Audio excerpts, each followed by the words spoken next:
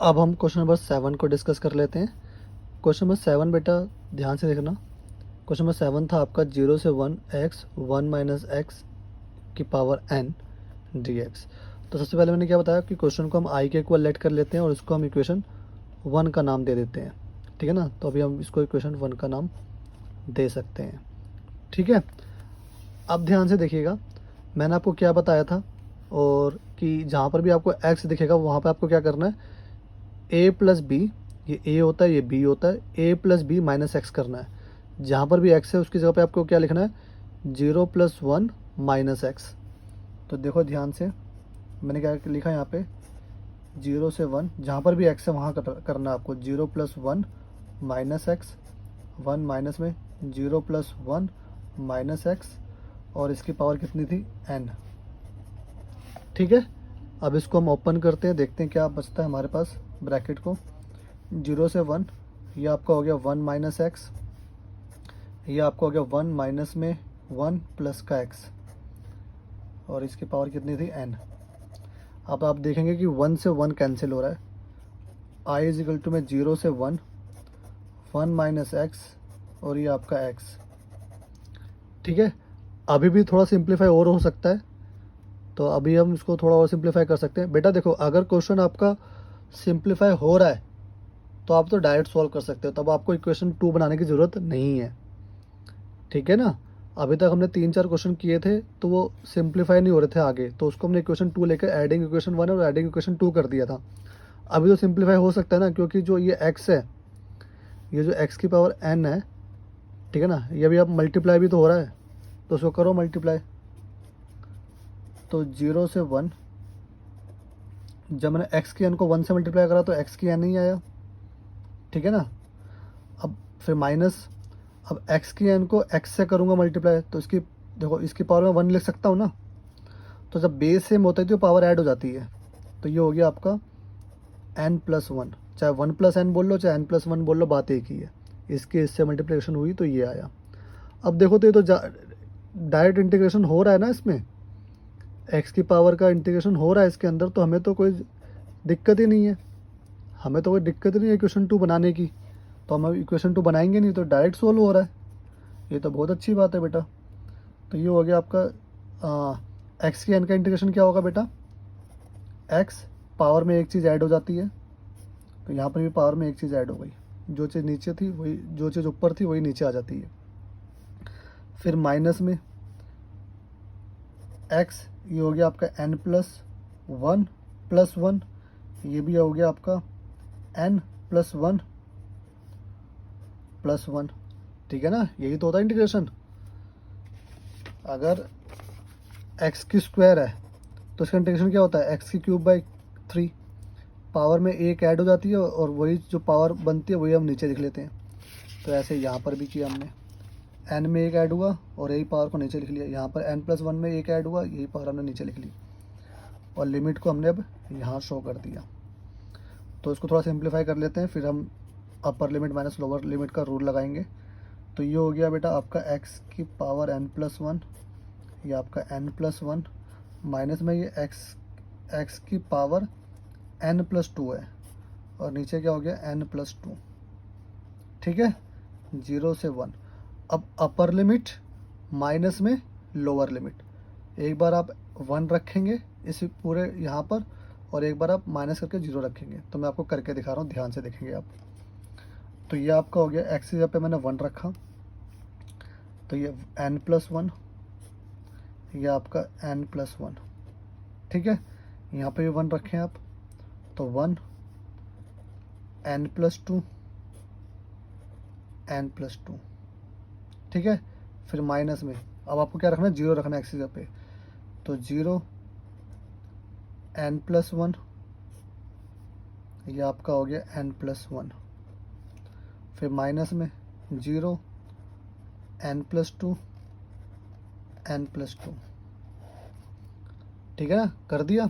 अब देखो 1 की पावर कुछ भी हो वो 1 ही होता है, तो ध्यान से देखना, ये तो 1 आ गया और नीचे एन प्लस 1 लिख दिया मैंने।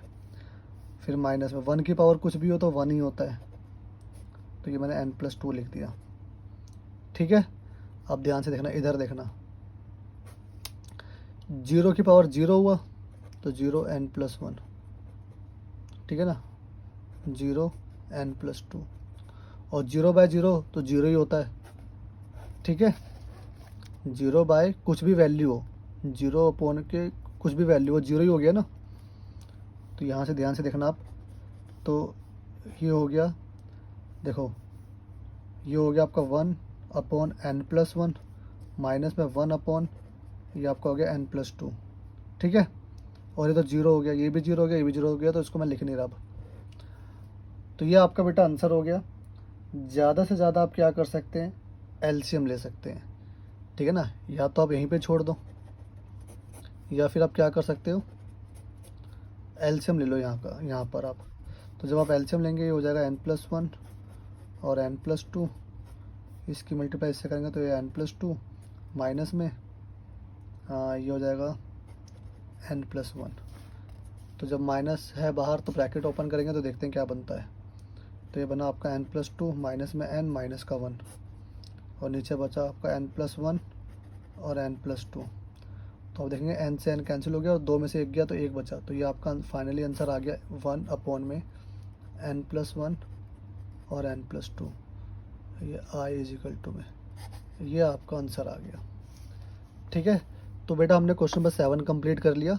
जो कि अभी तक क्वेश्चन किया था उससे थोड़ा डिफरेंट है, क्योंकि इसके अंदर हमें सेकंड इक्वेशन बनाने की ज़रूरत नहीं पड़ी, क्योंकि क्वेश्चन सॉल्व होते चला गया और डायरेक्ट इंटीग्रेशन अप्लाई हो रहा था तो हमने कर दिया, ठीक है।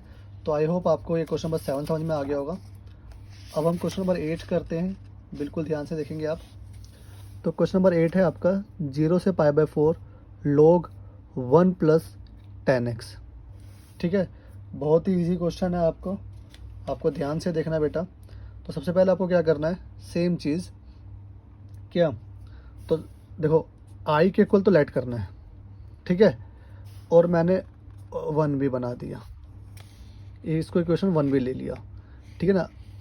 क्यों 1 ले लिया, क्या पता आगे कोई इक्वेशन बने तो हम ऐड वैड करके देखेंगे, क्वेश्चन अगर हमारा सॉल्व हो जाएगा तो, ठीक है ना। अगर सिंप्लीफाई वे में ही अगर वो सॉल्व हो रहा है तो हमें दूसरी इक्वेशन बनाने की ज़रूरत नहीं पड़ेगी। तो जब दूसरी इक्वेशन नहीं बनाएंगे तो फर्स्ट इक्वेशन को लिखने का कोई फ़ायदा नहीं होगा। अभी के लिए मैंने लिख दिया, पहला क्या कर दिया, मैंने इस क्वेश्चन को आई के इक्वल लेट करा और इसको मैंने इक्वेशन 1 डाल दिया, जैसे मैं अभी तक क्वेश्चन करते हुए आया हूँ। अब आपको क्या करते हैं कि जहाँ पर भी आपका x है वहाँ पे हम क्या लिखते हैं, a + b - x। तो a हमारे पास 0 और b हमारे पास π/4 है। तो आप ध्यान से देखेंगे i में 0 से π/4 log ये हो जाएगा 1 + में 10 x। यहाँ पे क्या करना है, a + b मतलब 0 + π/4 माइनस में x, ठीक है, कोई दिक्कत नहीं। तो अब इसको आप सही से लिख लो आप। तो ये आपका हो गया 0 से π/4 log 1 + में 10 π/4 माइनस x, ठीक है। अब आप क्या देख रहे हैं बेटा, अब आप ये देख रहे होंगे इतने पार्ट में 10a - b का फॉर्मूला लग रहा है, 10a - b का फॉर्मूला लग रहा है। तो वही फॉर्मूला मैं अप्लाई कर रहा हूँ, ठीक है ना।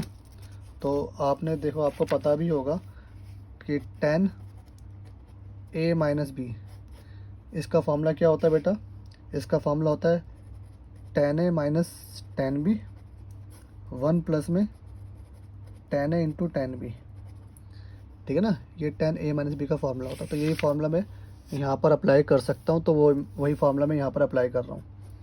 तो ध्यान से देखना, 0 से π/4 log 1 + में क्या हो गया इसका 10a - 10b मतलब 10 π/4 माइनस में 10x अपॉन में 1 + में 10a × में 10b। कोई दिक्कत नहीं ना। अब 10 π/4 की वैल्यू क्या होती है बेटा, 10 π/4 की वैल्यू क्या होती है सर, 10 π/4 की वैल्यू 1 होती है। तो इसके जगह पे हम क्या ले सकते हैं 1, तो ध्यान से देखना आपका ये क्या बना, 0 से पाई बाय 4 log 1 प्लस में ये 1, ये माइनस में ये 10x, ये 1, ये प्लस में 1 इंटू ये 1 हो गया ना, तो 1 इंटू 10x तो 10x ही हुआ। 1 को 10x से मल्टीप्लाई करो 10x ही आएगा ना, ठीक है। अब आप क्या कर सकते हैं, यहाँ नीचे 1 लिख के आप एलसीएम ले सकते हैं। तो ये आपका हो गया 0 से पाई बाय 4 log, जब आप एलसीएम लेंगे तो ये आपका हो जाएगा 1 plus 10x, 1 plus 10x plus में 1 माइनस में 10x, ठीक है ना। तो आप देख लेंगे 10x से 10x कैंसिल हो रहा है, तो मैंने कैंसिल कर दिया। अब आपके पास जो बचा उसको लिख लेते हैं हम अब। तो ये आपके पास बचा I इज इक्वल टू में 0 से पाई बाय 4 log 2 अपॉन में 1 प्लस 10x, ठीक है।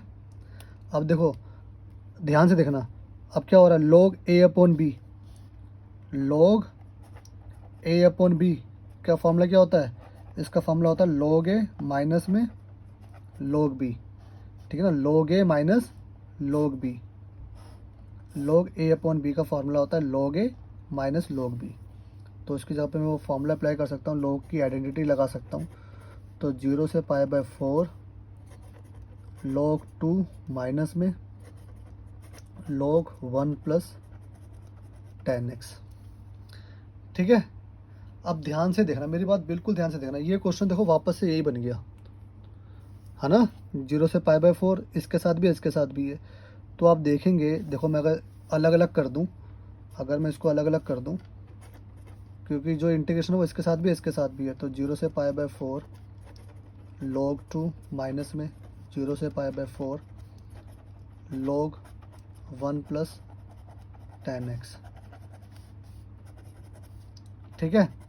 तो आप देखो ये क्वेश्चन तो वापस फिर से यही बन गया ना। तो इसको हमने आई के इक्वल लेट किया था ना, तो इसकी जगह मैं आई लिख सकता हूँ, क्योंकि ये क्वेश्चन तो यही है, क्वेश्चन तो पूरा यही फिर से बन गया। तो इसकी जगह मैं क्या लिख सकता हूँ, आई लिख सकता हूँ।